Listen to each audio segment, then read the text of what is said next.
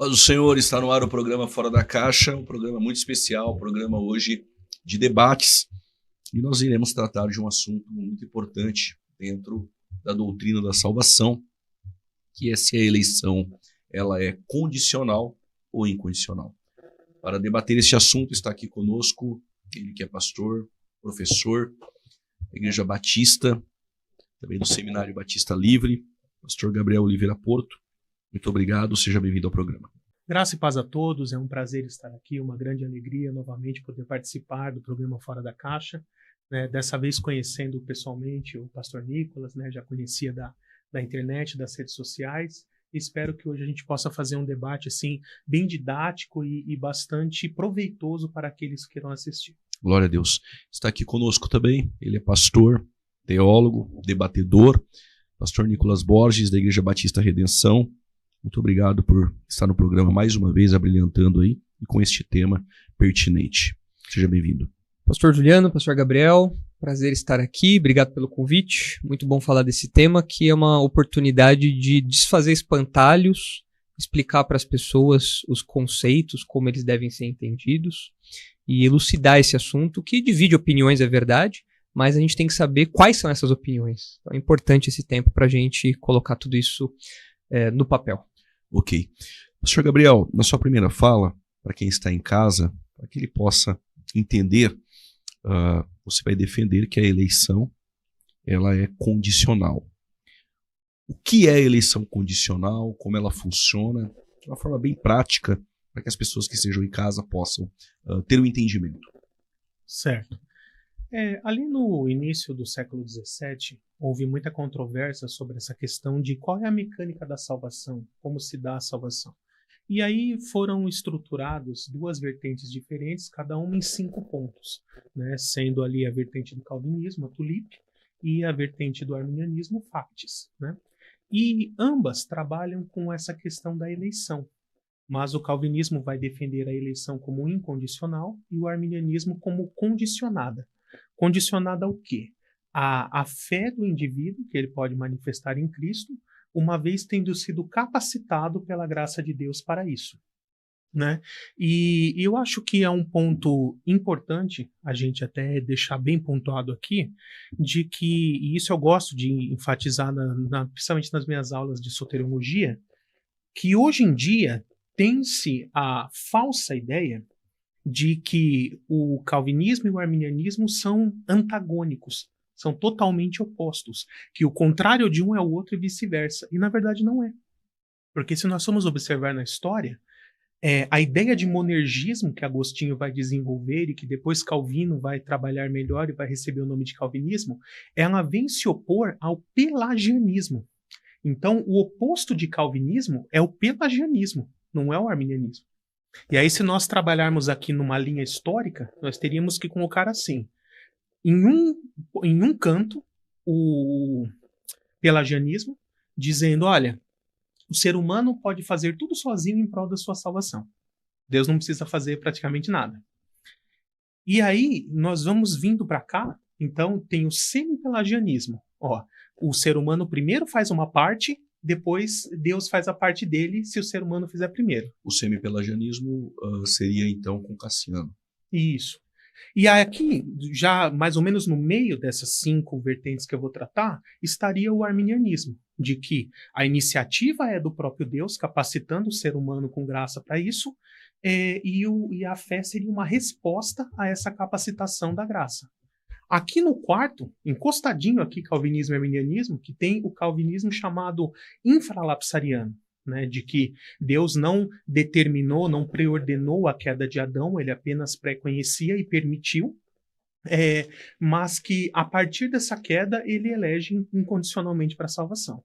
E no outro extremo aqui, nós temos o calvinismo supralapsariano, que é esse que diz que Deus determina todas as coisas, inclusive determinou a queda de Satanás, determinou a queda de Adão, determina os pecados, e é essa versão mais radical e ferrenha do calvinismo. Então perceba que dessas 5 vertentes, os opostos extremos são o calvinismo supralapsariano e o pelagianismo. Depois nós temos semipelagianismo, arminianismo e calvinismo infralapsariano. Então, numa escala aqui, calvinismo infralapsariano, que eu acredito ser a vertente do pastor Nicolas, e o arminianismo, eles estão próximos. Então, eles têm muito mais ponto em comum do que pontos contrários. Porque o pessoal gosta de enfatizar os pontos que são diferentes. Mas muitas questões desses dois sistemas, os dois creem. Então, por exemplo, nós vamos poder desenvolver melhor, talvez isso, a questão da depravação total. Os dois sistemas creem, mas com entendimentos diferentes. A questão da eleição. Os dois creem em eleição, mas de forma diferente também. E assim por diante. Né? Então, uma coisa que eu quero desmistificar é essa ideia que tem na cabeça de muita gente de que existe um total antagonismo entre calvinismo e arminianismo, quando na verdade não é. O calvinismo ele é antagônico ao pelagianismo, não ao arminianismo. Então a eleição ela é condicional. Condicional. Com base na presciência, seria isso? Isso, exatamente. A gente vai poder trabalhar mais no decorrer do programa. Ok. Quem está em casa se assusta às vezes com os termos. Uhum. Quem é acadêmico, já assiste os programas, tem uma teologia sadia, supra e infra, para muitos... Foi muito técnico, né? Não, pra gente aqui na mesa, tranquilo. Na volta você explica rapidinho, pode ser? Gostaria de explicar, Nicolas, que já está dentro mais da sua vertente? Eu posso comentar algo em cima disso, então mas... Então vamos lá. Pastor Nicolas, a eleição é condicional ou incondicional? E aí o senhor aproveita e já discorre acerca disso. Então, comentando em cima um pouquinho do que o Gabriel falou, explicando um pouquinho os termos aí, né? Eu acredito na eleição incondicional, certo? Mas essa discussão de infralapsarianismo, supralapsarianismo, diz respeito à ordem dos decretos de Deus, na visão calvinista. Em que momento Deus elegeu em relação à queda? Se Deus elegeu os escolhidos antes da queda ou se Deus elegeu depois da queda. E essa parte da soteriologia, infralapsarianismo, supralapsarianismo, eu admito que eu acho ela muito especulativa. A Bíblia não nos dá tantos detalhes a respeito disso sobre a ordem dos decretos. Então é um território que eu tenho muito cuidado ao pisar, porque eu acho que quem defende muito ferrenhamente o infralapsarianismo ou o supralapsarianismo, né, em relação à palavra, né, infralapsarianismo, supralapsarianismo, é em relação à queda. Né? Se foi antes da queda ou depois da queda. É difícil você olhar para a evidência bíblica e falar, não, essa posição, aquela posição. O que nós sabemos é que a eleição, que a escolha de Deus foi antes da fundação do mundo. E isso tanto calvinistas quanto arminianos concordam. Agora, a relação da ordem dos decretos, eu acho que isso daí acaba sendo algo que para nós chega a ser até um tanto quanto irrelevante em termos práticos, porque realmente a Bíblia não se preocupa em apresentar isso para nós em detalhes. Então, o que é seguro para nós? A eleição aconteceu antes da fundação do mundo. E comentando em cima da fala do pastor Gabriel, sobre esse antagonismo entre arminianismo e calvinismo, independente da versão calvinista, independente da versão arminiana, porque também existem subtipos, né, dentro do arminianismo, de fato, o arminianismo está dentro das linhas da ortodoxia, bem como o calvinismo também está dentro das linhas da ortodoxia.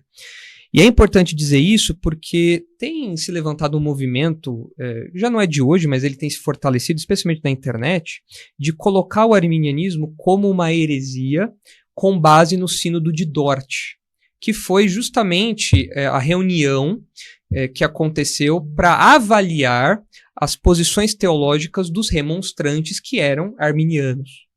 E ali você tem, então, os 5 pontos do arminianismo elencados e que foram rejeitados pelo Sínodo de Dort. E produziram, então, um documento que é chamado os Cânones de Dort, que colocam o arminianismo como algo reprovado. E, inclusive, implicou em expulsão dos ministros, teve uma série de medidas políticas, sociais e tudo mais. E, por causa disso, muitas pessoas falam, então o arminianismo é uma heresia, como era o pelagianismo, como é o semipelagianismo. E isso não tem que ser, isso não pode ser encarado de maneira tão simplista. Por vários motivos. Em primeiro lugar, o Sínodo de Dort, os cânones de Dort, ainda que tenham ainda que o conteúdo ali eu concorde com a parte soteriológica, em sua maioria eu não concordo com tudo. Os cânones de Dort não são infalíveis. Tem coisa ali que para mim, é pior do que a pior versão do arminianismo.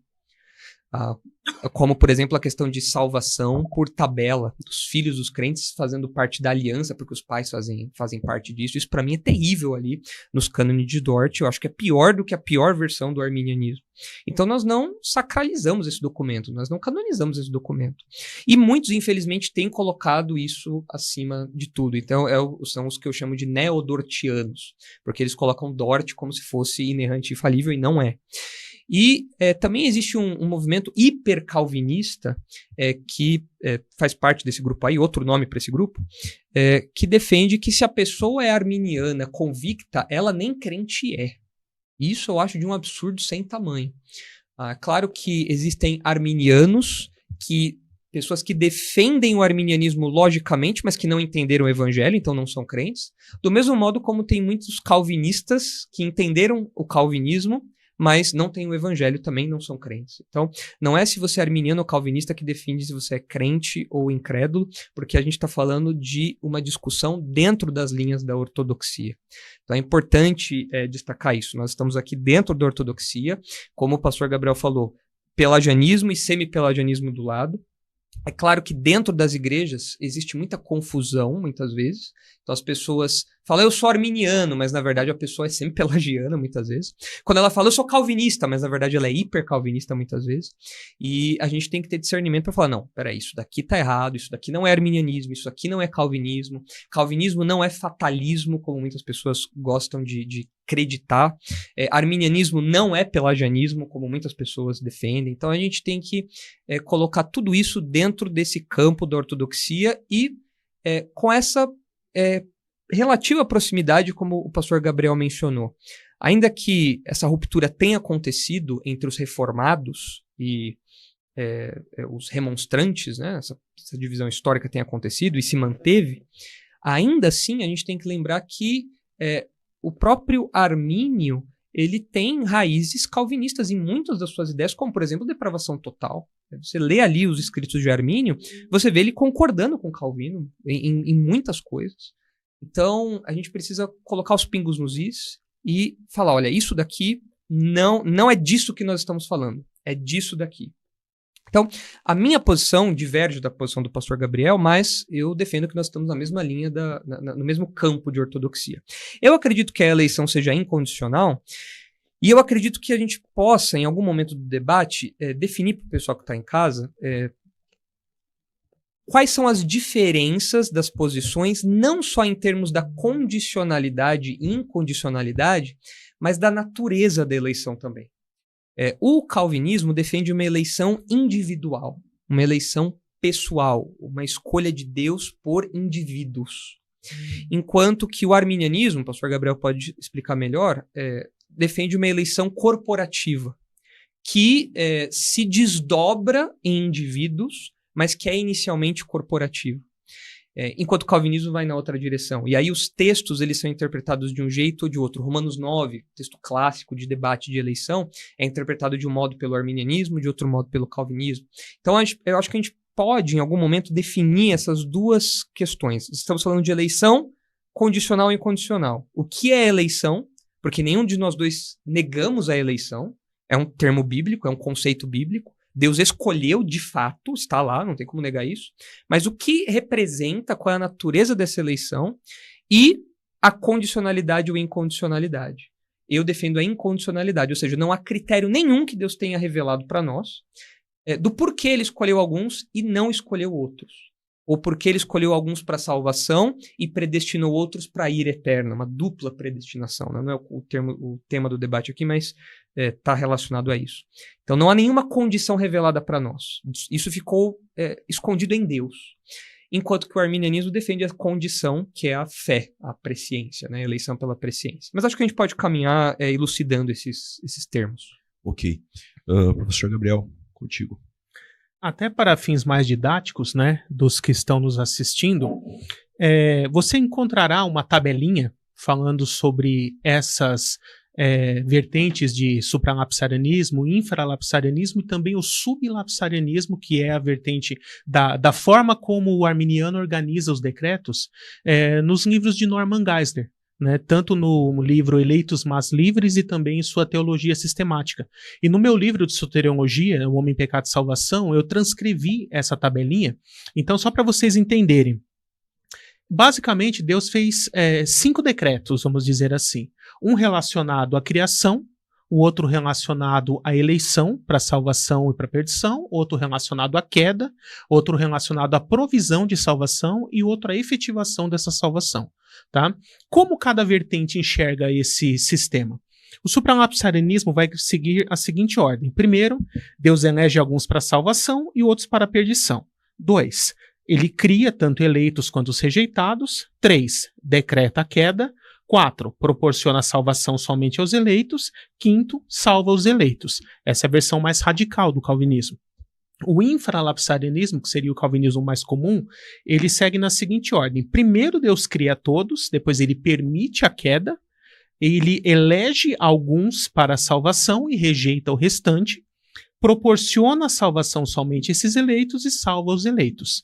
E no sublapsarianismo é assim. Deus cria todos, permite a queda, até aí igual. Agora o terceiro ponto que muda.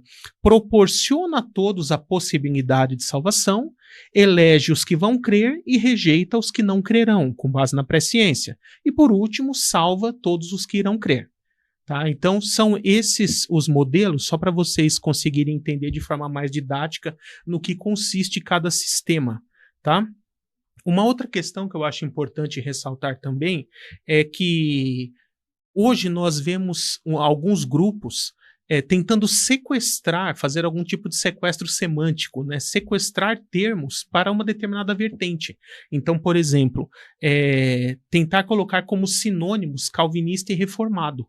Né? Isso acaba sendo um erro, porque nem todo reformado é calvinista. Todo calvinista é um reformado. Mas existem reformados que não são calvinistas. Por quê? Ser reformado nada mais é do que crer nos 5 solas da reforma, né, definido ali por Lutero. Então, todo cristão que crê nos 5 solas da reforma, por definição, é um reformado, seja ele calvinista ou arminiano. Né? Então, muitas vezes a gente tem esse mau uso de termos, né, de associar o reformado como sendo só o calvinista. Né? Isso acaba sendo um erro. E interessante pontuar em cima do que o pastor Nicolas falou, da questão da eleição corporativa, né? Existem 3 vertentes diferentes de arminianismo. O arminianismo clássico, o wesleyano e o de 4 pontos. Essa ênfase em eleição corporativa é da vertente do arminianismo wesleyano. Né? Dentro do arminianismo wesleyano é exatamente o que o pastor Nicolas falou. Mas o arminianismo, tanto o clássico quanto o de 4 pontos, eles têm ênfase sim na eleição pessoal, assim como o arminianismo. A única diferença é que um sendo condicionado à fé e o outro como incondicional. Mas existe essa diferença dentro do arminianismo. O wesleyano ele vê como eleição primariamente corporativa. O clássico de 4 pontos não, ele vê primariamente como individual e a corporativa se torna um desdobramento da soma das eleições individuais de cada salvo. Pastor Nicolas, você pode argumentar sobre a fala do pastor Gabriel. Quais são os principais ataques ou o principal ataque quando o calvinismo defende a ideia da eleição incondicional? Os ataques que são feitos ao calvinismo. Ao calvinismo. Então, geralmente a acusação que é feita é de um Deus mau, um Deus que faz acepção de pessoas, um Deus cruel, um Deus tirano, que escolhe pessoas a seu bel prazer, para a salvação, e outras ele escolhe para a condenação. Isso seria um ato de crueldade na acusação que é feita. Mas a questão é que isso seria colocar Deus sob a ética, a lógica humana. Deus, como legislador supremo, e essa é uma ênfase reconhecida do calvinismo, ele tem autoridade para fazer coisas que nós não podemos fazer. porque ele está acima de nós. É como um pai dentro de casa que ele fala para o filho, olha, você tem que dormir às 22 horas, mas ele, o pai, não precisa dormir às 22 horas. Por quê? Porque ele é o pai, ele legisla, ele é o dono da casa, ele é o líder da casa, ele legisla, o filho tem que obedecer, mas ele, o pai, ele se permite, ele tem o poder, a autoridade, para não se sujeitar a esse critério, essa legislação que ele colocou. Então, quando Deus escolhe pessoas para salvar e pessoas para condenar, ou deixar as pessoas no estado de condenação, que eu particularmente não acredito na ideia de permissão. Eu acredito que Deus realmente tenha escolhido pessoas para salvação e para perdição. Então vamos lá, para quem está em casa. Deus, antes de criar o universo, ali ele já decretou, então, o grupo que vai ser salvo. Exatamente. E não permitiu, mas ele já decretou também. Sim. Aqueles que eu tenho dificuldade com a ideia de permissividade, termo, okay. Porque Deus não permitiu que Adão e Eva, na minha interpretação, comessem do fruto. Deus colocou a árvore ali. Deus colocou a serpente que o diabo usaria ali. Deus deu a ordem que seria infringida ali. Deus deu essa ordem ali. Então, eu acredito que mais do que uma permissão, seja realmente um decreto. Tanto que a salvação, os decretos de salvação, eles foram, independente da ordem como eles tenham sido colocados, eles foram planejados antes da fundação do mundo. O cordeiro que foi morto antes da fundação do mundo, ou seja, a provisão pela salvação já existia, o plano para isso já existia antes. Então, eu acho que permissão é um jeito de tentar limpar a barra de Deus. Grosso modo seria isso. E eu acredito que não seja assim. Mas, só retomando, né? Então, a acusação geralmente é dessa de crueldade. Só que a gente olha para o texto bíblico e a gente vê que o autor não está preocupado em defender Deus. E essa é a resposta que eu acredito que seja a mais honesta com o texto bíblico. Porque, por exemplo, quando você lê Romanos 9, você vê o apóstolo Paulo levantando essas questões da soberania de Deus, da eleição, da salvação. E, realmente, ele levanta questões que nós levantamos também. Por exemplo, Romanos 9,18. Logo tem ele, Deus, misericórdia de quem quer e também endurece a quem lhe apraz. Paulo cita o exemplo de Faraó, que Deus endureceu o coração dele. Paulo cita no mesmo capítulo que amou a Jacó e se aborreceu de Esaú, odiou a Esaú. Então, Deus ama quem quer, mostra misericórdia para quem quer, e aborrece, reprova a quem ele quer. E aí o versículo 19 diz: Tu, porém, me dirás, de que se queixa ele ainda, pois quem jamais resistiu à sua vontade? Paulo não responde a nossa pergunta, porque no versículo 20 ele fala, ele reproduz a pergunta no versículo 19, e no versículo 20 ele fala: Quem és tu, ó homem, para discutires com Deus? Porventura pode o objeto perguntar a quem o fez, por que me fizeste assim? Ou não tem o oleiro direito sobre a massa para do mesmo barro fazer um vaso para honra e outro para desonra? Que diremos, pois, se Deus, querendo mostrar a sua ira e dar a conhecer o seu poder, suportou com muita longanimidade os atos de ira preparados para a perdição? O texto mostra essa ação de Deus em colocar os indivíduos para esse fim. A fim, no versículo 23, a fim de que também desse a conhecer as riquezas da sua glória em vasos de misericórdia, que para a glória os preparou de antemão, os quais somos nós. Então, aí você vê o apóstolo Paulo falando dos salvos em contraste com os ímpios. E o texto fala que Deus, o oleiro soberano, fez vasos para honra, para demonstrar sua misericórdia, e fez vasos para demonstrar sua ira. Então, eu acredito que o conceito de permissão não se encaixa muito bem aqui. E, de novo, isso não coloca Deus como um tirano. Porque algumas regras que nós aplicamos a nós não podemos aplicá-las a Deus. Isso seria muita soberba, muita arrogância, muita pretensão da nossa parte. Então, eu acredito que a principal acusação seja essa, de que Deus seria mau, e mais, ele estaria fazendo acepção de pessoas. Mas qual que é o problema? Porque a Bíblia fala, Deus não faz acepção de pessoas. Mas acepção de pessoas não significa escolher uma e não a outra. Escolher uma para uma coisa e outra para outra. Acepção de pessoa significa você privilegiar alguém por conta de raça, sexo, posição social. E de fato Deus não faz isso. De fato, Deus não faz acepção de pessoas no sentido de que ele escolheu, inclusive, os mais pobres. O apóstolo Paulo fala em 1 Coríntios, olha a vocação de vocês, é tudo pobre aí, tudo tem empréstimo consignado aí, tá devendo para meio mundo, tá todo mundo enrolado aí no Serasa e tal. Tá, por quê? Porque são pessoas humildes. Então, Deus não favoreceu os ricos. Paulo fala, tanto em Gálatas como em Colossenses, que em Cristo não há homem, mulher, não há judeu, não há gentil, não há livre, não há escravo. Por quê? Porque Deus escolheu pessoas de todos esses grupos para fazer parte da igreja, sem fazer acepção. Só vou escolher os livres, ou só vou escolher os ricos, ou só vou escolher os homens, né? Então, isso fazer isso seria fazer acepção de pessoas, escolher com base nisso. Agora, Deus escolher um para salvação, e Deus escolher outros para perdição, isso não é acepção de pessoas, nos termos bíblicos. É a escolha soberana de Deus. Quais critérios ele usou? Esses critérios não foram revelados para nós. Okay. Esse é o ponto. Então rapidinho, naquele gráfico que o pastor Gabriel colocou, entre supralapsarianismo e infralapsarianismo, talvez eu esteja mais próximo do supra. Teodoro de Beza iria dizer que você é supra. Em termos de decreto, em termos de Deus não ter só permitido, mas ele ter decretado. Mas, de novo, eu acredito que essa ordem dos decretos ela é muito especulativa. Por isso que eu evito realmente falar, olha, não, eu sou isso por causa disso, porque falta conteúdo bíblico. E a gente está falando de uma evidência escriturística para isso, né? E a ordem dos decretos eu acredito que é muito especulativa. Mas a minha posição, eu não defendo tanto a permissão. Eu acredito realmente numa ação direta de Deus de decretar tudo o que acontece na história sem atribuir culpa, a origem do pecado a Deus e assim por diante. Aí já é uma outra discussão. O Calvino...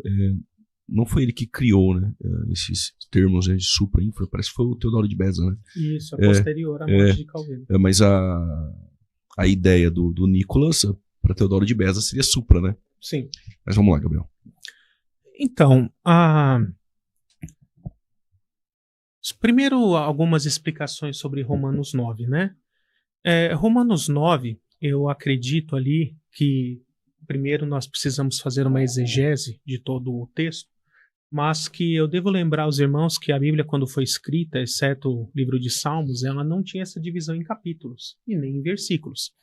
Então, na verdade, Romanos 9, 10 e 11 formam um único bloco, né? E esse único bloco ele tem um assunto principal, que é a história de Deus com Israel. Então, no capítulo 9, ele vai defender o passado e as origens do povo de Israel. No capítulo 10, o tempo presente de Israel ali da época de Paulo, no século I, quando estava escrevendo, que ele fala da incredulidade do povo de Israel ali naquele momento. E do capítulo 11, ele fala do futuro do povo de Israel, inclusive profetizando que no futuro Israel irá se converter e irá ser salvo. Então, no meu entendimento, ler Romanos 9 destacado do 10 e 11 já fica incompleto. Porque se é um único bloco, ele tem que ser lido por completo para se chegar na conclusão. No 9, Paulo vai colocar as ideias na mesa. No 10, ele trabalha as ideias. No 11, ele vai chegar na conclusão. Então, por exemplo, ali no 9, ele vai dizer lá, Deus falando, terei misericórdia de quem eu quiser ter, terei compaixão de quem eu quiser ter. Isso é a ideia que ele lança no 9. E aí a questão é, ok, Deus é soberano para ter misericórdia de quem ele quiser. Mas de quem ele quer ter misericórdia? E aí quando a gente chega no capítulo 11, que é a conclusão da ideia, verso 32, vai dizer assim: pois Deus colocou todos sob a desobediência para exercer misericórdia para com todos. Então, Deus é soberano para ter misericórdia com quem ele quer. Mas de quem ele quer ter misericórdia? De todos. Né? Aqui é a conclusão que a própria sequência do texto nos diz.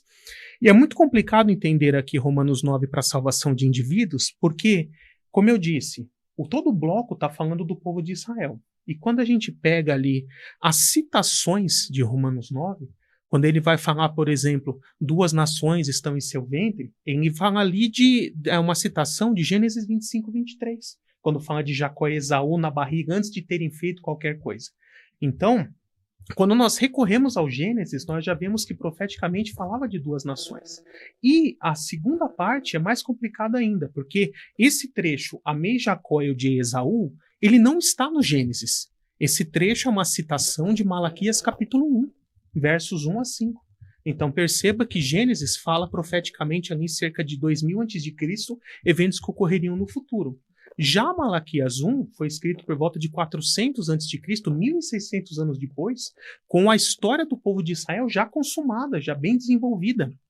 Então, ali, Malaquias 1 deixa o texto bem claro, de forma explícita, que ele está tratando de nações. Os israelitas, descendentes de Jacó, os edomitas, descendentes de Esaú. Ele ainda fala povo contra quem o Senhor está irado. Ele usa explicitamente a palavra povo, mais de uma vez, em Malaquias 1, versos 1 a 5. Então, quando nós entendemos que Paulo aqui em Romanos 9 está fazendo uma citação de Malaquias 1 e não de Gênesis, porque esse trecho não está em Gênesis, e Malaquias 1 está falando explicitamente de povos, não nos resta outra conclusão a não ser de que o Amei Jacó e o de Esaú está falando de povos e não de indivíduos. E aqui nós vemos também que a eleição tratada não é uma eleição para salvação ou perdição. Quando nós vemos por que Deus escolheu Abraão, por que Deus escolheu Isaac, por que Deus escolheu Jacó.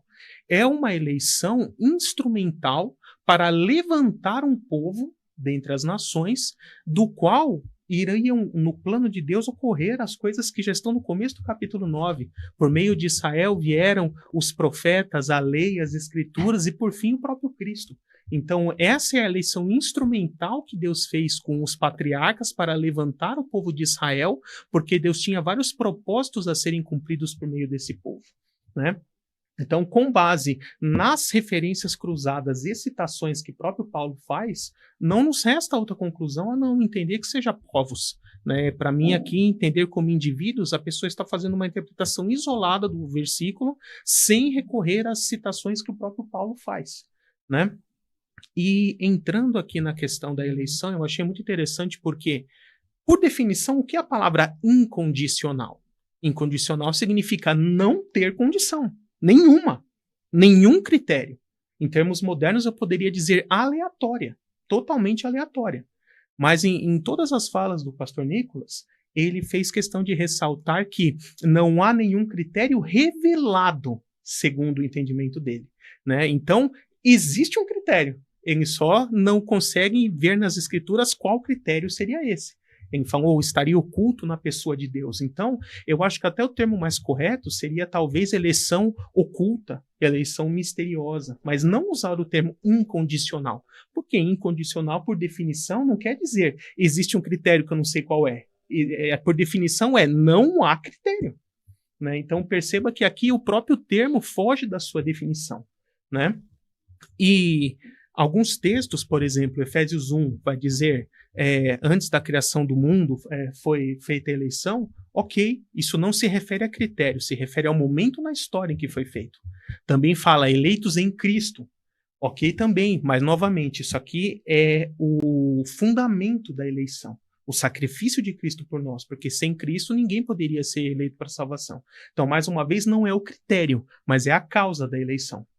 Agora, existe um texto bíblico, ou mais de um, que fale sobre qual é o critério da eleição? Sim. Nós vemos, por exemplo, no início da carta de Pedro, Pedro vai dizer, aos eleitos de Deus, escolhidos segundo a presciência de Deus Pai, né? Ou pré-conhecimento de Deus Pai, se você quiser a versão NVI, por exemplo. Então, ali nós temos explicitamente um texto canônico, inspirado por Deus, infalível, dizendo que a eleição ocorre segundo a prognosis, né, no grego ali, conhecer previamente, conhecer por antecipação.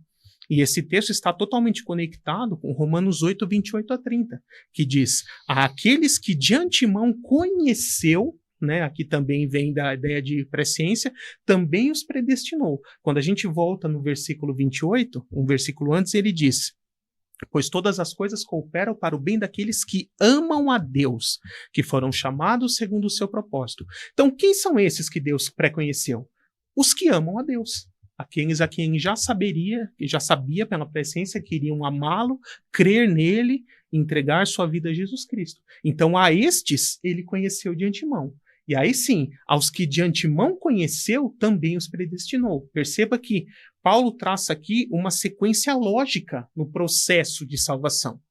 E se a eleição fosse incondicional, a primeira etapa desse processo teria que ser a eleição.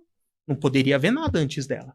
Mas ele coloca uma etapa antes. Aos que de antemão conheceu, a estes predestinou. E aos que predestinou, chamou, santificou, glorificou. Então, se existe uma etapa antes da eleição, é porque ela não pode ser incondicional. E aí, meu bastante coisa para Bastante comentar em coisa, cima. né? Vamos lá. Eu fui anotando aqui para Ok. ir destrinchando, né? Vou tentar falar de trás para frente, do último tópico Ok. para o primeiro. Encaixando aí algumas observações. Sobre a questão da terminologia, eu concordo com o pastor Gabriel que a terminologia é sempre um empecilho, é sempre uma dificuldade. Porque mesmo quando a gente fala, por exemplo, dentro do calvinismo, da perseverança dos santos, existem calvinistas que não gostam dessa nomenclatura e preferem a preservação dos santos, né, que faz sentido dos pontos que são levantados. Então, a terminologia ela sempre é limitada pelos termos da a terminologia sempre é limitada pela discussão. Então, os termos são definidos pela discussão.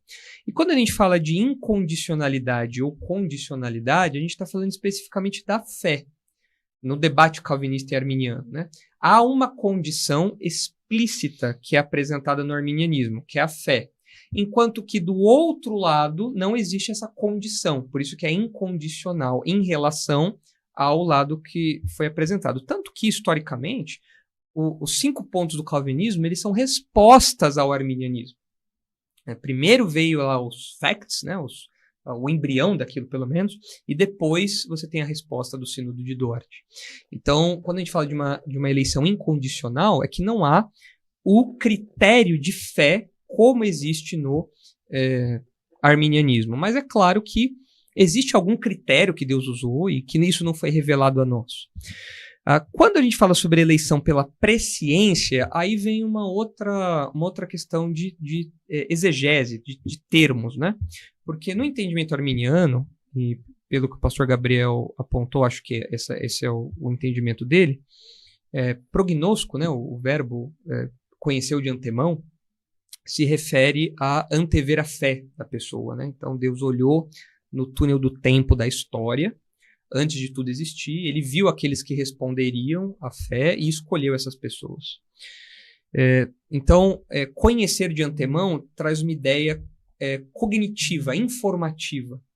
A questão, e essa é uma divergência exegética entre arminianismo e calvinismo, é que o verbo conhecer de antemão e os correlatos, eles não têm só a ideia de um conhecimento cognitivo, intelectual, informativo, mas tem um eco do verbo yadá do Antigo Testamento, tanto que a Septuaginta usa a Septuaginta é a tradução grega do Antigo Testamento, né? Por vezes usa conhecer nesse sentido de ter um relacionamento com a pessoa, né? Então não só um aspecto informativo, mas também relacional. Então, o Antigo Testamento usa, por exemplo, isso como um eufemismo até para relação sexual, né? Então, conheceu a sua esposa. Qual que é a ideia? Se relacionou intimamente. Então, conhecer não tem só a ideia de você saber algo. Ele vai responder à fé, então eu vou escolhê-lo. Não. É escolher no sentido de se relacionar. De falar, não, eu vou me aproximar dessa pessoa, eu vou desfrutar de intimidade com ela, de aproximação dela, enfim. E na mentalidade judaica, na mentalidade dos autores bíblicos, me parece que nesse contexto que a gente está falando, o verbo tem essa ideia, tem esse pano de fundo, tem esse sabor do yadá do Antigo Testamento. Tanto que, se você olhar Romanos 11:2, e eu concordo que a gente não pode desvincular o bloco, né? Afinal de contas, a divisão de capítulos e versículos veio séculos depois, né? Então, realmente, 9, 10 e 11 estão tratando ali de um assunto semelhante, ainda que tenham subassuntos correndo ali, uma linha de raciocínio. Mas se você olhar o uso que aparece lá desse verbo em Romanos 11:2, dá para ver que a ideia não é só de ter uma informação. Porque em Romanos 11:2 diz, Deus não rejeitou o seu povo, falando de Israel, a quem de antemão conheceu. Então, conhecer de antemão aqui não significa prever a fé de Israel. Significa escolher se relacionar com Israel. Deus de todos os povos, Deus escolheu Israel. E ele mesmo fala, não porque você era mais poderoso, não porque você era maior, mas porque Deus quis. Deus escolheu lá Israel. E ele não anteviu nada. Então, o verbo aqui mostra para nós esse sabor judaico que eu mencionei. Então, lá em 1 Pedro, quando a gente lê eleitos pela presciência, a ideia ali não é que Deus olhou no túnel do tempo e viu aqueles que responderiam à fé e, em posse dessa informação, ele escolheu aquelas pessoas, como que ratificando aquelas escolhas, aquela escolha da pessoa por Deus. Porque falta esse sabor judaico aí, falta esse sabor do Antigo Testamento no verbo. Então a ideia seria o que, olha, Deus escolheu algumas pessoas para se relacionar. Deus escolheu algumas pessoas para serem seus filhos. Deus escolheu algumas pessoas para estarem próximos dele, para serem salvas. E aí é o que Pedro diz na sequência, né? Ele abre falando que é eleito segundo a presciência de Deus Pai, em santificação do Espírito, ou seja, o Espírito Santo separa essas pessoas para o serviço de Deus, separa do mundo para o serviço de Deus, coloca ali essas pessoas reservadas para Deus, para a obediência, em Pedro, obediência aqui é a obediência ao Evangelho, para que elas ouçam do Evangelho, obedeçam ao Evangelho e tenham então a aspersão do sangue de Jesus Cristo. Então, esse entendimento de presciência preserva esse sabor judaico que eu falei, né, do Antigo Testamento. E o pastor Gabriel certamente vai concordar que, no mínimo, essa relação entre o gnosco e o iadá, ela existe. Não dá para fugir, não dá para negar. Fala, não, o calvinista está errado porque isso aí nem existe. Você pode pegar o léxico e não vai ter lá. Não, essa relação existe. A questão é saber se essa relação está aqui ou não. E eu acredito que ela esteja, fazendo paralelo aí que eu falei com Romanos 11:2. O pastor Gabriel também comentou sobre a questão de todos como sendo todos indivíduos. Romanos 11:32.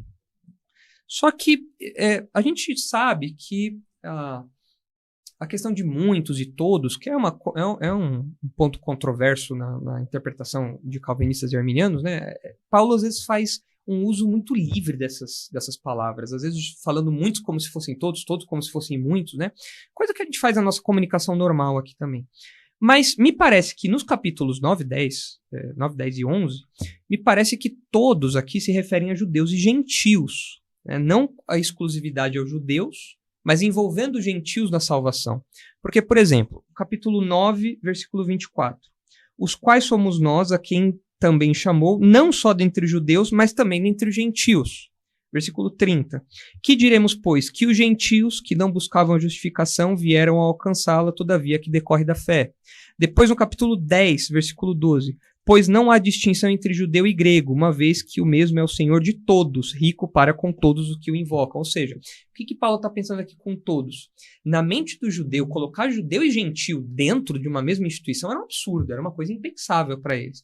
Mas Paulo está falando que não, que os gentios foram colocados dentro dessa eleição salvífica por Deus ali ao lado dos judeus. Então todos envolve, todos supera essa categorização do mundo entre judeus e gentios. Então, todo se referiria a isso. O pastor Gabriel também mencionou da eleição de povos. E, realmente, a referência que Paulo cita aqui refere-se a Malaquias. Né? A gente percebe que tem uma referência a nações, Edom e Israel. Mas eu acredito que dê para nós olharmos com muita honestidade para o texto sem ver só referência a povos aqui. Porque o texto menciona indivíduos. O texto menciona, por exemplo, o faraó, que era um indivíduo, não é um povo. Além disso, Paulo fala sobre ele próprio no capítulo 11. Ele fala, porque eu também sou israelita da descendência de Abraão, das tribos de Benjamim, mostrando que ele, como judeu, tinha sido salvo. Então, ele não fala só de povos. E eu acredito que ele esteja focando aqui, na verdade, de indivíduos. Até porque o pastor Gabriel desenvolveu a ideia da eleição instrumental, que realmente existe. A eleição instrumental é um fato. Deus escolhe indivíduos ou povos, enfim, para executar determinados fins. Mas eu acredito que aqui não seja uma eleição instrumental, mas uma eleição pessoal, salvífica, porque, por exemplo, capítulo 10, versículos 8 e 9 dizem assim: a palavra está perto de ti, na tua boca e no teu coração, isto é, a palavra da fé que pregamos. Se com a tua boca confessares Jesus como Senhor e em teu coração creres que Deus o ressuscitou dentre os mortos, serás salvo. Ele está falando de salvação, não está falando de eleição instrumental aqui. Depois, os versículos 13 a 15. Todo que invocar o nome do Senhor será salvo. Como invocarão aquele que não creram? Como crerão naquele de quem nada ouviram? Como virão se não há quem pregue? Como pregarão se não forem enviados? Quão formosos são os pés do que anunciam as boas novas? Mas nem todos obedeceram o evangelho. Então, ele está falando de indivíduos que aceitaram, rejeitaram, até que no capítulo 11 ele fala, eu sou um exemplo de judeu que ouvi e me atentei e recebi o evangelho, criei no evangelho e sou um eleito. Então, acredito que aqui caiba nós olharmos para uma eleição em termos pessoais e salvíficos, não só em termos instrumentais e de povos. A palavra está com o pastor Gabriel Oliveira Porto. Certo. Irmãos, uma coisa que eu gostaria de especificar aqui é que uma coisa que me chama muito a atenção no calvinismo, né, e eu diria que esse é um dos principais motivos do porquê eu não adotei essa vertente, mas que o calvinismo, no meu entendimento, ele tem algumas dificuldades em relação ao caráter de Deus. Porque, por exemplo, Deus não está subordinado à própria lei? Ok, até aí eu concordo, não há problema nenhum. Mas uma inferência lógica do calvinismo é que Deus não ama a todos e não quer salvar a todos, mesmo tendo plenas condições de fazê-lo. Porque se a eleição é totalmente incondicional, ou seja, não há nenhum critério que faça distinção entre o salvo e o não salvo, e o salvo é salvo totalmente pela eleição e pela graça divina, e Deus tem plenas condições de salvar a todos, então, e ninguém merece ser salvo, todos são igualmente condenáveis. Então, por que ele escolheria salvar somente alguns, possivelmente a minoria, e a maioria deixar para se perder, se não há nenhuma diferença entre salvo e perdido? E quando eu olho para alguns textos bíblicos, eu não consigo enxergar que Deus não queira, em seu amor, em sua bondade, salvar a todos. Mas aí eu já antecipo uma questão. Se ele quer salvar a todos, então por que efetivamente não salva a todos? Justamente porque, no meu entendimento, ele estabeleceu esse critério da fé em Cristo para que se cumpra a sua justiça. Então, mesmo ele querendo salvar a todos, em sua bondade, em sua justiça, ele estabeleceu um critério e só irá salvar quem cumprir esse critério. Então veja, por exemplo, 1 Timóteo 2, versos 3 e 4, diz assim: isso é bom e agradável perante Deus, nosso Salvador, que deseja que todos os homens sejam salvos e cheguem ao conhecimento da verdade. Né? E era muito comum calvinistas dizer aqui que desse todos são todos os tipos de homens, né? Mas um calvinista muito famoso, como o próprio Charles Spurgeon, ele fez um artigo sobre esse texto dizendo que aqui todos são todos mesmo, né? E até eu já vi em debate, quando exposto esse texto para calvinistas bem conhecidos em nosso meio, o calvinista reconhecer que realmente ali todos significa todos. Da mesma forma, 1 Timóteo 4,10 diz assim: porque temos colocado a nossa esperança no Deus vivo, o Salvador de todos os homens, especialmente dos que creem. Então aqui se Paulo faz essa distinção de todos, em especial aqueles que creem, significa que esse todos abrangem também aqueles que não creem, porque todos são todos mesmo. Hebreus 2,9 diz assim: Jesus coroado de honra e de glória por ter sofrido a morte para que pela graça de Deus, em favor de todos, experimentasse a morte. Tito 2,11 diz assim: porque a graça de Deus se manifestou salvadora a todos os homens. 2 Pedro 3, verso 9, vai dizer o seguinte: o Senhor não demora em cumprir sua promessa como julgam alguns. Ao contrário, ele é paciente com vocês, não querendo que ninguém se perca, mas que todos cheguem ao arrependimento. Então a vontade de Deus é que todos se arrependam e sejam salvos. Nem todos serão salvos porque nem todos se arrependerão, mas a vontade de Deus é que eles se arrependessem. E 1 João 2,2 diz assim: ele, Cristo, né, é a propiciação pelos nossos pecados, e não somente pelos nossos, aqui nossos é a igreja, os salvos, para quem João está mandando sua carta, mas também pelos pecados de todo o mundo. Então, se ela é propiciação não só pelos nossos crentes salvos, mas também pelos de todo mundo, significa que abrange também os que não creem. Ou seja, Cristo morreu por todos, ele teve que morrer por todos. Porque Romanos 5 vai fazer uma lógica muito clara. Ele vai dizer, da mesma forma que o pecado entrou no mundo por um só homem, que era Adão, a restauração que traz a vida a todos os homens entra por um meio de um só homem também, Jesus Cristo. Então aqui ele estabelece uma lógica correlacionando a mesma extensão de dano que o pecado de Adão causa à humanidade, ou seja, afetou todos os homens, é a mesma extensão que o sacrifício de Cristo traz beneficiando todos os homens. Isso não significa que efetivamente todos serão salvos, não estou falando de universalismo aqui, mas que o sacrifício de Cristo deu condições a todos os homens para poderem ser salvos se vierem a crer. É isso que Tito fala quando a graça de Deus se manifestou salvadora a todos os homens, mas nem todos receberam essa graça salvadora, apenas os que creram. Então eu vejo aqui uma quantidade de textos muito grandes mostrando que Cristo morreu por todos, né? E quando nós ouvimos essa afirmação, todos significam judeus e gentios. Ok, eu não estou negando isso, mas quando se soma judeus e gentios, o resultado é o quê? Toda a humanidade. Ou o ser humano é judeu ou é gentio. Então, judeus mais gentios é sinônimo de totalidade da raça humana, né? Então, acaba sendo só uma distinção de termos, mas que cai no mesmo resultado.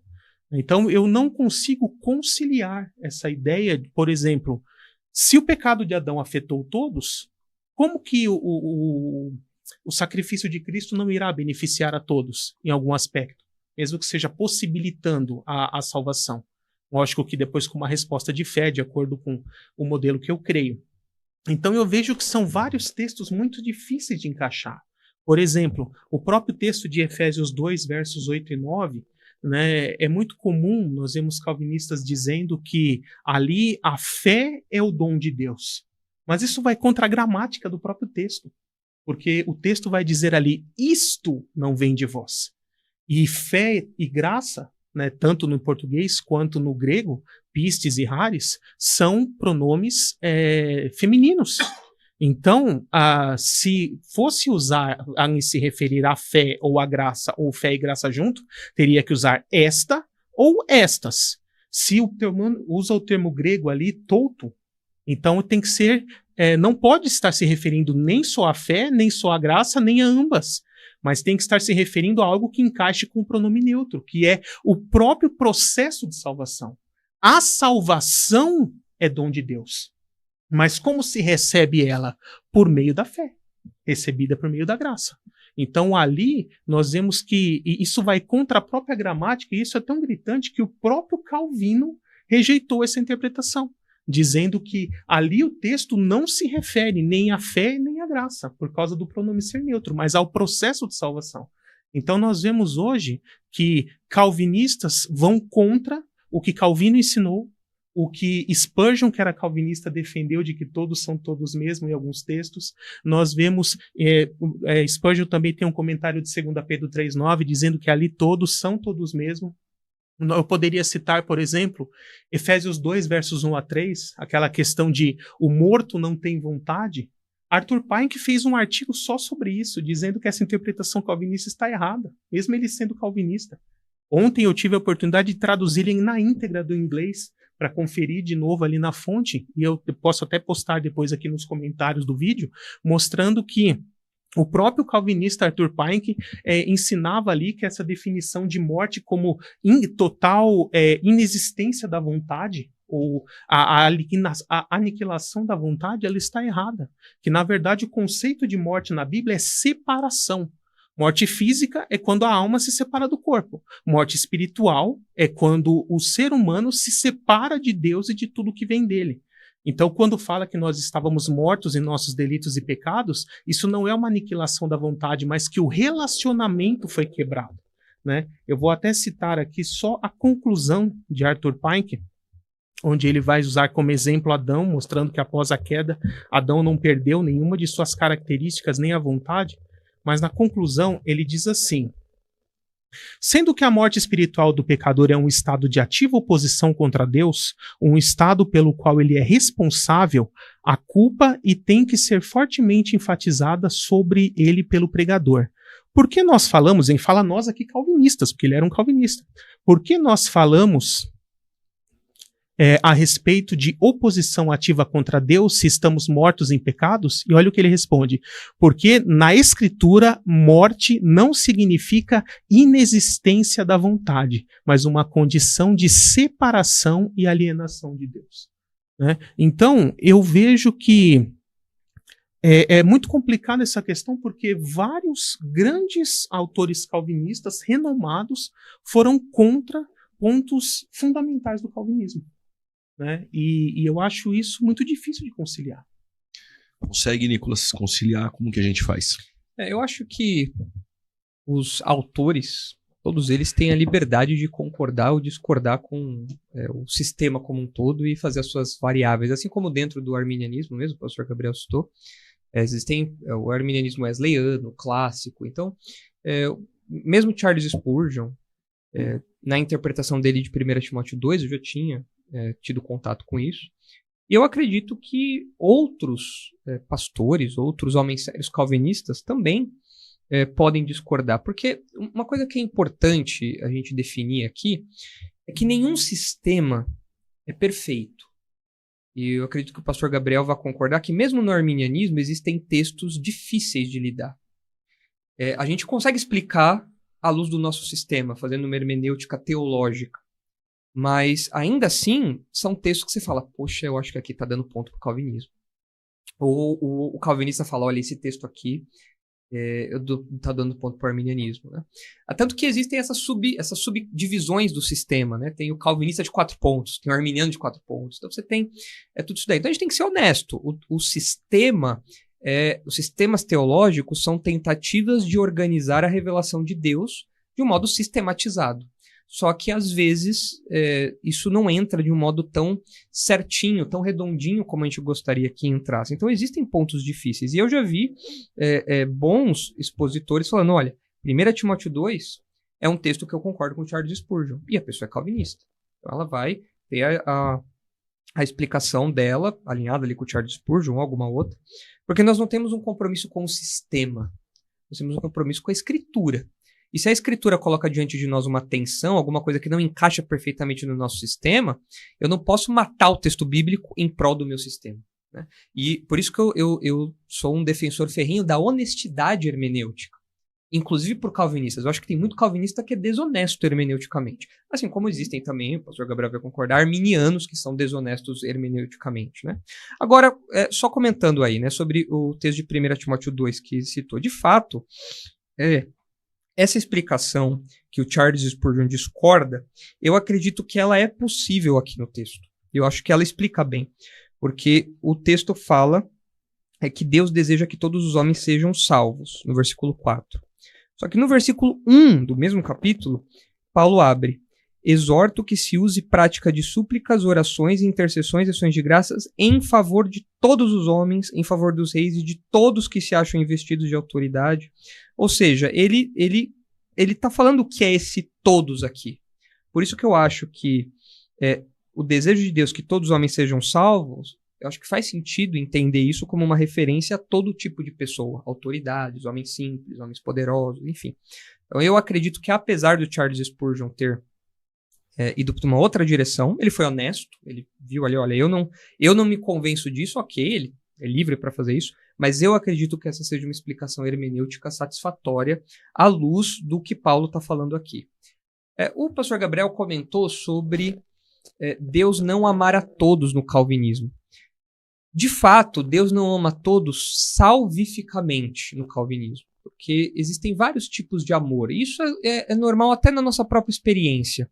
Eu não amo a minha esposa do mesmo jeito que amo meus pais, do mesmo jeito que amo meus irmãos, do mesmo jeito que amo minhas ovelhas. Existem diferentes tipos de amor que compartilham algumas coisas e que não só em níveis eles são maiores ou menores, mas que em natureza eles são diferentes. E eu acredito que exista um amor universal que Deus tem pela sua criação, ele como criador. O texto bíblico fala que Deus dá chuva para o crente e para o incrédulo. Deus deu colheitas, Deus deu alegrias para crente e para incrédulo, como o texto de Atos diz. Então, nesse sentido, Deus ama todos como criador. Mas no sentido salvífico, Deus ama todos? Não. Quando Paulo fala quem nos separará do amor de Cristo, que amor é esse? É o amor salvífico, é o amor que está em Cristo. É esse amor de salvação. Então, de fato, Deus não ama a todos soteriologicamente, salvificamente. Deus ama aqueles que ele escolheu salvar. E os demais permanecem debaixo da sua ira. Todos nós estivemos debaixo da sua ira, mas ele nos amou e nos tirou dessa condição, mostrando seu amor salvífico para nós. Quando o pastor Juliano perguntou sobre as acusações que são feitas ao calvinismo, além da questão de caráter que o Gabriel mencionou um pouco, existe uma outra acusação que o Gabriel também colocou que é interessante, que a oferta do evangelho não é honesta. Porque se só os eleitos vão responder ao evangelho, então eu não tenho por que pregar o evangelho para as pessoas. Só os eleitos vão crer. E se eles são eleitos, eles vão crer de qualquer jeito. Então a oferta do evangelho não seria honesta. Essa é uma acusação que fazem. Mas a questão é que, em primeiro lugar, a pregação do evangelho ela tem dois efeitos. Ela salva os eleitos, mas ela também condena os ímpios. Eles ouvem do evangelho e eles escolhem desobedecer ao evangelho, porque existe no evangelho um imperativo. Existe no evangelho uma voz de comando: arrependa-se e creia em Jesus. O ímpio, o não eleito, quando ouve isso e rejeita o evangelho, ele está acumulando condenação sobre si. Ele está desobedecendo ao chamado do evangelho. O salvo, o eleito, que será salvo por sua vez, ele ouve, ele acolhe, ele se converte e ele recebe esse amor salvífico. Então, em primeiro lugar, esse duplo efeito da pregação é importante. E um segundo argumento que a gente tem que levar em conta é que eu não sei quem são os eleitos. Eu não sei. Eu prego para todos porque eu não sei. O próprio Deus falou para o apóstolo Paulo: fica nessa cidade e prega porque eu tenho muita gente aí, mas ele não falou quem era. Então, se houvesse um indicativo, né, na testa das pessoas, eleito, ou sei lá, uma seta nas pessoas, a gente poderia falar: não, só vou falar para os eleitos, mas nós não sabemos quem são os eleitos. Por isso que nós pregamos o evangelho para todos. Então a oferta do evangelho é honesta, porque nós realmente não sabemos quem é. E o evangelho condena e salva. Tem esse duplo efeito da pregação do evangelho. Em 1 João 2,2, quando fala ali que Jesus é a propiciação não somente pelos nossos pecados, mas de todo mundo, é importante a gente fazer a nossa hermenêutica à luz do problema que João está tratando. As cartas, todas as epístolas do Novo Testamento, elas são reativas, ou seja, elas lidam com problemas em sua maioria, né? Então, uma heresia que está sendo ensinada, que Paulo vai lá e combate, e em João não é diferente. 1 João lida com a ideia de um protognosticismo, a ideia de uma elite espiritual que estava nascendo, só eles tinham conhecimento místico e tal, que deixava eles em comunhão com Deus, enquanto quem não tinha esse conhecimento era um crente de segunda categoria. E João combate essa ideia falando que a salvação não era exclusiva desse grupinho elitizado.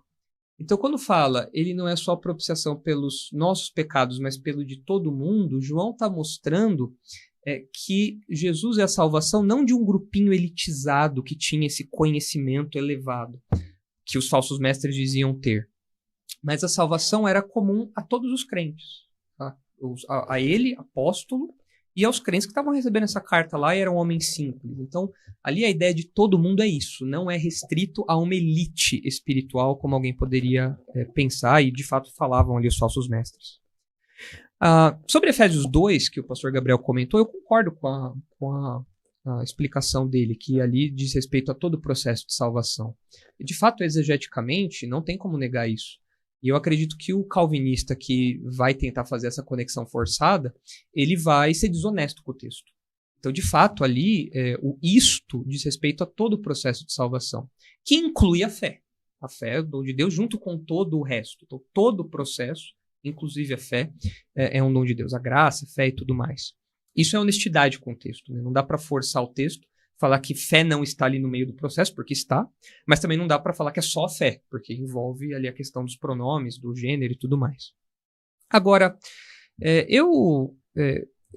um ponto do arminianismo, uma consequência do arminianismo que eu acho muito complicada de lidar, é que o arminianismo defende que a morte de Jesus possibilita a salvação. Então Jesus veio para possibilitar a salvação das pessoas. É como se Jesus tivesse vindo ao mundo para deixar um presente lá disponível para as pessoas. Então, as pessoas querendo, elas podem estender a mão e pegar. Mas é só uma possibilidade, não é uma execução. Né? E aí a gente entra nos outros pontos do calvinismo e do arminianismo, né, da discussão. Mas eu acredito que Jesus não veio para possibilitar. Eu acredito que Jesus veio, de fato, para salvar. Então, eu pergunto pro pastor Gabriel, o céu poderia ser vazio na visão arminiana? Poderia acontecer de, no túnel do tempo, Deus olhar para o futuro, lá da eternidade passada, Deus olhar para o futuro e ninguém responder o evangelho com fé, e o céu então ficar vazio por toda a eternidade? Isso seria possível? Uma boa pergunta. E isso é um ponto bastante importante, né? Entender essa questão da presciência. Inclusive, assim, eu, na minha humilde opinião, né, não quero me colocar como dono da verdade nem isso, mas eu acho que a maior, talvez, dificuldade entre nós aqui, um arminiano e um calvinista, seja entender a questão da presciência. Porque, no meu ponto de vista, se o calvinista conseguisse entender a presciência da mesma forma que eu entendo, ele concordaria comigo. Porque a presciência de Deus, ela é totalmente exaustiva. Ou seja, Isaías, Deus fala que ele é o Senhor que torna o fim conhecido desde o início.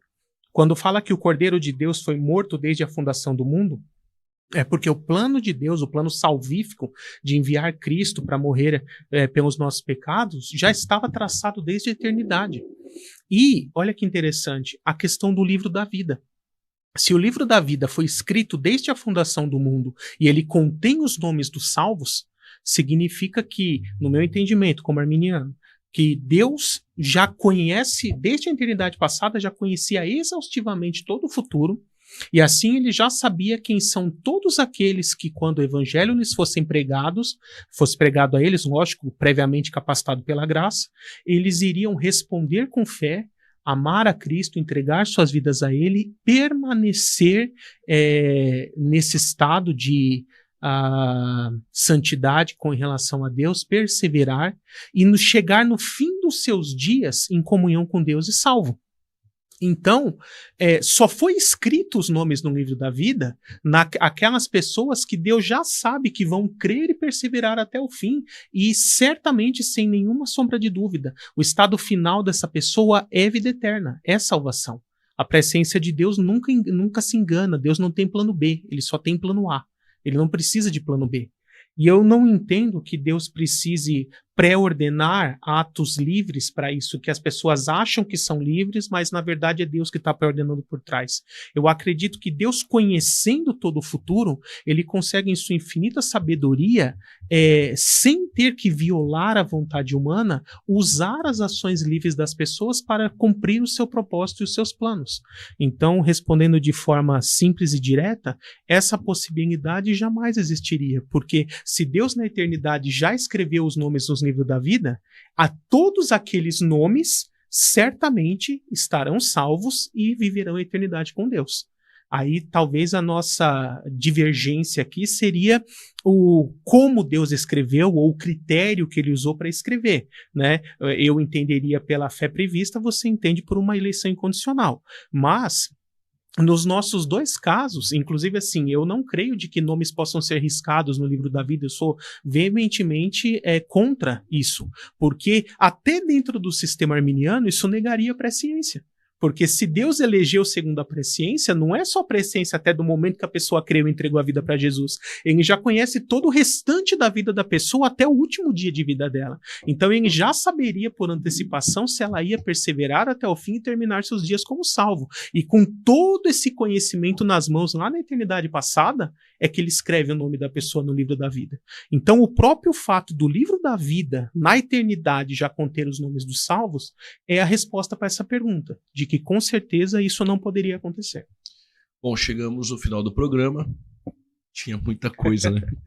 Tem muita coisa. Eu queria só, assim, com toda honestidade, realmente não é diante de Deus como testemunha, não é uma pergunta retórica nem nada disso, uma pergunta honesta, né? O pastor Nicolas, o senhor deixou, de certa forma, implícito que pode existir um critério que Deus use para eleger, embora a gente não saiba qual é e no seu entendimento não está revelado. O que eu gostaria de perguntar? Caso esse critério seja a fé em Cristo, isso de certa forma prejudicaria o sistema calvinista de alguma forma, ou existiria algum motivo pelo qual não poderia ser aceito esse fator como critério para a eleição? Vamos fazer assim, vamos às considerações finais. Quero te agradecer, pastor Nicolas, pela presença, por ter defendido aí de forma hábil o seu ponto de vista e pela participação no programa. Aí faz assim, responde a pergunta, já emenda as considerações finais, e para as pessoas que querem saber sobre os cultos lá na Batista Redenção, suas redes sociais, caso você queira deixar, fique à vontade. Legal. Eu agradeço o convite, pastor Juliano. Obrigado mais uma vez. Muito bom estar aqui com o pastor Gabriel falando desse assunto. Eu acredito que comprometeria, Gabriel, porque a questão da fé como critério, que é a marca arminiana, né, coloca sobre o ser humano a participação nesse processo, a participação em termos decisórios. É claro que numa perspectiva aqui de baixo, nós exercemos a nossa vontade, de fato nós exercemos. Eu não acredito que o ser humano seja marionete, eu não defendo isso, e o calvinismo não defende isso, que o ser humano seja marionete. Nós exercemos a nossa vontade, mas essa vontade ela é dirigida por Deus, ela é capacitada por Deus. E na visão arminiana, quando é colocado a fé como critério, há uma ideia ali de Deus ter capacitado o homem até certo ponto, e dali em diante o homem precisa levantar a sua mão. Então, Deus restaura, Deus habilita pela graça preveniente o ser humano até determinado ponto, e então a fé faz com que é possível que ele exerça a fé nesses termos. E eu acredito que nem mesmo isso o ser humano consiga fazer. Porque realmente o meu entendimento de Efésios 2 é de que o ser humano não consegue responder a Deus. O ser humano não consegue ir até Deus. O ser humano realmente está morto em delitos e pecado, no sentido de que ele é tão inimigo de Deus, ele é tão afastado de Deus, que ele odeia Deus. E ele não consegue se aproximar de Deus. Então, se esse critério fosse a fé, isso colocaria ainda sobre o ser humano uma capacidade que ele não tem. Então, eu acho que isso comprometeria, sim, o calvinismo, se esse critério fosse a fé. Qual é o critério, então? Nós não sabemos. Talvez nós nunca saibamos. Mas nós descansamos no fato de que Deus é justo. Apesar de não ter revelado esses critérios, Deus é justo em escolher uns para a salvação, outros para a perdição, ainda que nós não entendamos isso, né? Então, respondendo a sua pergunta, eu acredito que comprometeria. Eu prefiro ficar com o mistério, com os critérios não revelados, com essa resposta do não sei, do que tentar falar isso, é aquilo, especular isso, aquilo, porque eu acho que a fé ou qualquer outro critério poderia comprometer o entendimento da salvação, como eu acredito que seja. Como consideração final, eu queria só destacar que tanto o calvinismo como o arminianismo defendem a eleição, como nós falamos aqui, defendem a graça de Deus. Então a gente não está falando de, como o Gabriel colocou no começo do debate, não está falando de pelagianismo, semi-pelagianismo, coisa do tipo. O que a gente está falando são as engrenagens da salvação, como Deus opera isso. E isso não é critério para salvação. Eu quero enfatizar isso, pastor Juliano, porque esse grupo de neodortianos, esse grupo hipercalvinista, tem atormentado muitas pessoas. Inclusive pessoas que têm saído de seitas e que as pessoas saem de seitas e falam, peraí, mas eu não sou calvinista, então era melhor você ter ficado na seita. Que absurdo é esse? Como pode um negócio desse? É um absurdo. E isso assim, é de um nível impensável. De novo, nós estamos falando aqui dentro da ortodoxia. Mas eu acredito que o calvinismo seja dos sistemas o que deixe menos pontas soltas. Não é um sistema livre de dificuldades, assim como o arminianismo também tem dificuldades, mas eu acredito que o calvinismo seja o que melhor responde às perguntas, o que deixa menos pontas soltas. Enquanto que o arminianismo tenta acomodar a lógica humana nesse processo todo, o calvinismo tem uma resposta mais humilde, a meu ver, uma resposta mais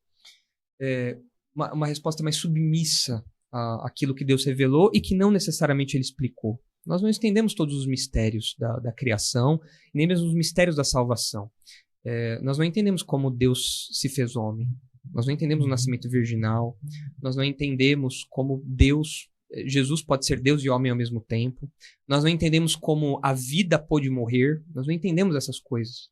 Nós não entendemos como Deus, que é imortal, morreu. Nós não entendemos como Deus pôde sangrar. A gente não entende isso. Essas coisas são misteriosas para nós. São paradoxais para nós. E eu acho que a questão da soberania de Deus com a responsabilidade humana, que o calvinismo defende, né, esse paradoxo. Deus elegeu, Deus escolheu, mas o ser humano continua sendo responsável por suas ações. Eu acredito que esse seja mais um paradoxo que envolve, que cerca a nossa salvação. E o calvinismo tem uma resposta humilde para isso. Senhor, eu não sei. Eu não sei, mas eu confio no Senhor. Eu tento organizar essas respostas. Eu não consigo entendê-las completamente, mas eu agradeço ao Senhor porque, sem eu saber os critérios e sabendo que eu não merecia a salvação, o Senhor não me escolheu. Isso é importante. Tem muito calvinista que é orgulhoso, acha que merecia a salvação. E não, isso não é verdade. O calvinista, o legítimo, ele vai olhar para si e falar, eu sou o pior dos pecadores como Paulo. Ele fala, eu não merecia a salvação, mas pelo amor de Deus ele me escolheu. Então, eu queria desafiar os arminianos a deixarem de lado esses espantalhos do calvinismo e se aproximarem do calvinismo com o coração aberto para entenderem esse sistema. E aos calvinistas, meu apelo é que abandonem essa soberba, esse orgulho, entendendo que o nosso sistema, eu acredito que seja mais coerente, seja melhor, mas ele não é perfeito. E se você entende bem o calvinismo, essa é a sua postura, uma postura de humildade, não de arrogância, não de soberba. E por fim, os cultos lá da Igreja Batista Redenção acontecem às quartas e domingos. Entrando no site igrejaredenção.org.br, tem lá todas as informações de contato também, canal do YouTube também, Igreja Batista Redenção São Paulo. Pode entrar lá e pesquisar. E eu queria aproveitar e divulgar o Seminário Teológico Redenção. Podem entrar no site, por favor, para conhecer mais informações sobre o nosso seminário. É o Seminário Teológico Redenção, é seminarioredenção.com.br, só entrar lá. Nós temos cursos presenciais, cursos online, cursos que duram um dia só, são masterclasses intensivas aos sábados. Então, todas essas informações estão lá. E nós temos também um seminário para crianças. Seminário para crianças que ensina teologia pesada ao longo de 4 anos aí para a criançada, para proteger as crianças e dar para elas uma boa bagagem bíblica, né, para enfrentarem os desafios que têm se mostrado aí e a gente ter igrejas saudáveis no futuro.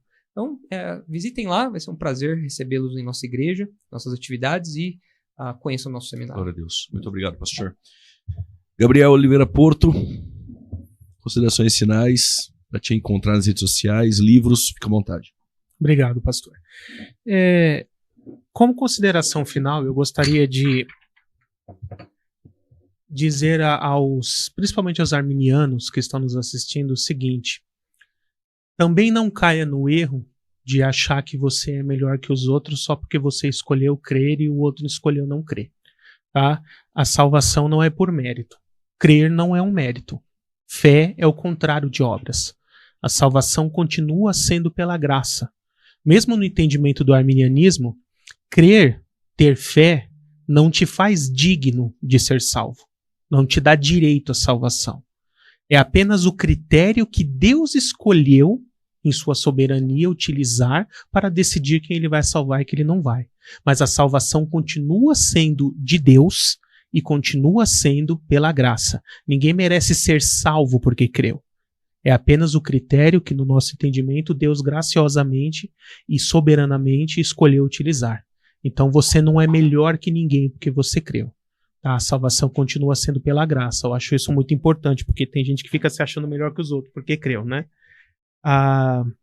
E quero também falar aqui rapidamente sobre a minha coleção de livros. Eu sou autor da coleção Teologia Fácil, formada por 4 volumes. Nesse primeiro volume aqui, Entenda a Trindade, eu explico a doutrina do Deus Pai, teontologia, a doutrina de Cristo, cristologia, doutrina da Trindade também e a do Espírito Santo, paracletologia. O volume 2 é o Homem, Pecado e Salvação. Eu explico sobre a antropologia bíblica, a doutrina do pecado e a doutrina da salvação. Principalmente os temas falados aqui hoje, calvinismo, arminianismo, os pontos de cada um, as referências bíblicas, você encontrará aqui nesse livro. O volume 3, Manual Prático de Escatologia, onde eu falo tudo sobre profecias e fim dos tempos, o que ocorrerá no futuro, como interpretar as profecias bíblicas, principalmente o livro de Apocalipse, você encontrará aqui. E o volume 4, que completa a coleção, Anjos, Demônios e Igreja, onde eu falo a respeito tanto dos anjos caídos, também chamados demônios, quanto dos anjos santos, e um estudo completo sobre a doutrina da igreja e todos os assuntos relacionados. Então, você que se interessou pela coleção pode entrar em contato diretamente comigo. O meu WhatsApp é 11 São Paulo 98697 5043. Repetindo, 11 São Paulo, 98697 5043. Você pode adquirir os livros diretamente comigo e eu entrego para qualquer lugar do Brasil. Muito obrigado a todos, foi um prazer estar aqui com os pastores. Pastor. Que Deus abençoe a todos. Ótimo. Estamos terminando aqui o programa Fora da Caixa. Tenho certeza que vidas foram edificadas, que Deus continue lhe abençoando e até a próxima.